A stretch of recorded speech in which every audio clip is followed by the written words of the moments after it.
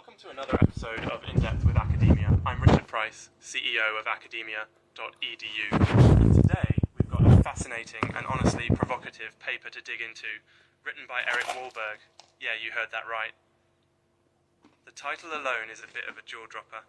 Our double-whammy social crisis, internetization and feminization of everything.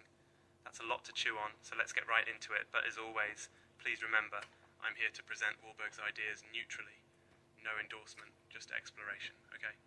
So, what's this double whammy?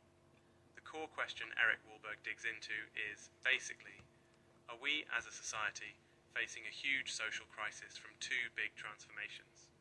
The rise of the internet, which he calls internetization, and the so-called feminization of society. Why does this matter? Well, for Wahlberg, these aren't just abstract trends. He's asking if these shifts are actually reshaping childhood, mental health, gender roles, and the very structure of how we interact. And that's not trivial. I mean, if true, what does that mean for you, your kids, your community? Alright, so Wahlberg's key arguments are pretty bold.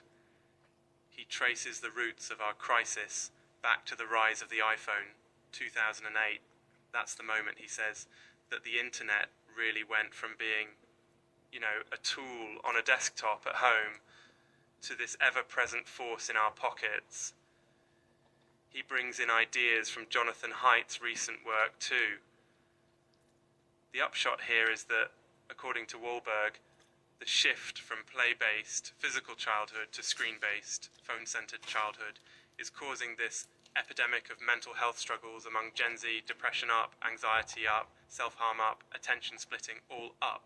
He says the numbers are especially stark for young girls, but boys aren't immune either, and the details get, a little harsh. He calls out what he sees as safetyism, this culture of overprotectiveness where parents track kids with their phones, keep them indoors, minimize real risk, all with the best intentions. But in his view, it backfires. Instead of making kids stronger, he thinks we're making them more fragile. Anti-fragility is a big concept here. He compares this to trees that never experience wind. They just fall over when things get tough. That image really sticks with me. Let's see. The second strand is the feminization of everything. And Wahlberg is absolutely clear. He sees this as society flipping from prioritizing, say, rationality, risk-taking, competition, which he calls masculine traits, to emphasizing empathy, safety, consensus, and emotional safety, traits he assigns to the feminine side. He charts, and this is all his framing, remember, the rise of women in education, media, law, and so on, alongside the decline, again in his opinion, of traditional masculine energy. Now, here's where it gets controversial and really important to repeat. I'm not endorsing. Wahlberg claims this feminization leads to problems. Less free speech, more safety-seeking, more consensus, but at the cost of open argument, risk, and creativity.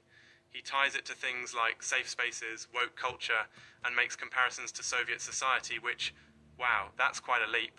And he loops these two crises together. He thinks the internet rewards feminine modes of communication and penalizes masculine ones, while leaving boys, especially, lost, isolated, even stuck in online escape hatches like games and, lots of porn.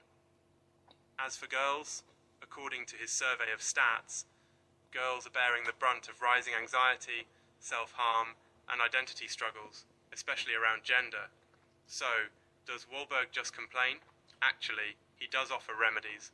Everything from banning smartphones until high school, rebalancing education to fit boys' natural development more closely, fighting back against over-safety, right up to eliminating affirmative action and, taking cues from traditional societies, even Islam in certain respects.